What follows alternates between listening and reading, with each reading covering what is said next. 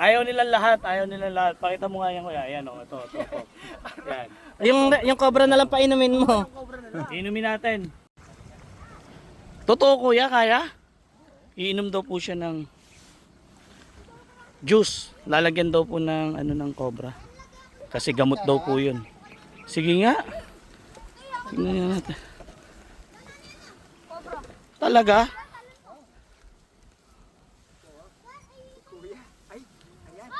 Ayan. Pinapainom ata ng Red Horse.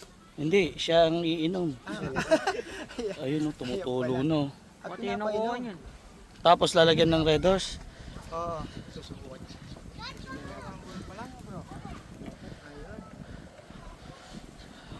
Ayan po mga kapalag ha. Kitang-kita naman po.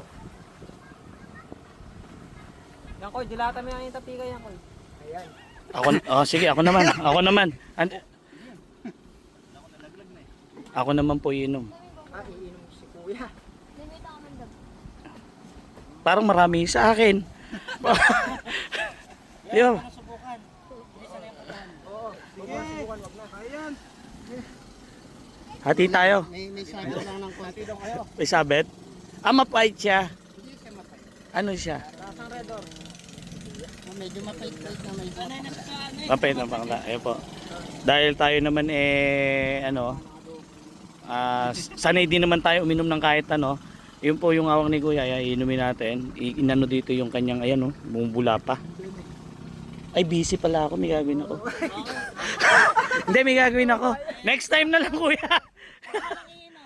Next time na lang. Wag na layo. Wag na. Wag na. Wag na. Kay Kuya. Testing lang, hindi kay Kuya. Testing lang. Ikaw, Tol. Ito si kuya, wag na. Ito sanay na sanay. Ayun. Si kuya. Si tatay. Ayan. Kuya, inumun ka. Atay ka sa rin. Oh. Ayaw. Sige, pengi. Sige, ininom ni tatay. Ininom ni.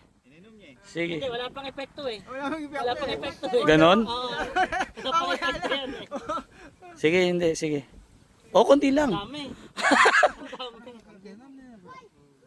Op, tama na yan. Nilungog kaya kaya. Hirap yan. Kaya? Sir yan, antay ka. Awang mga leto.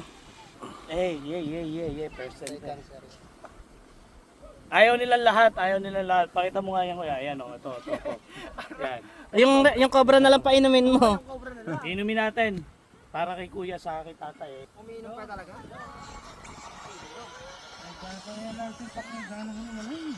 Ang palas na resistensya yan.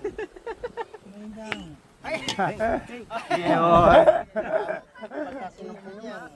Huwag lang gagayain ha. Huwag niyo pong gagayahin. Pawang mga professional lang Hindi po ang ina-advise.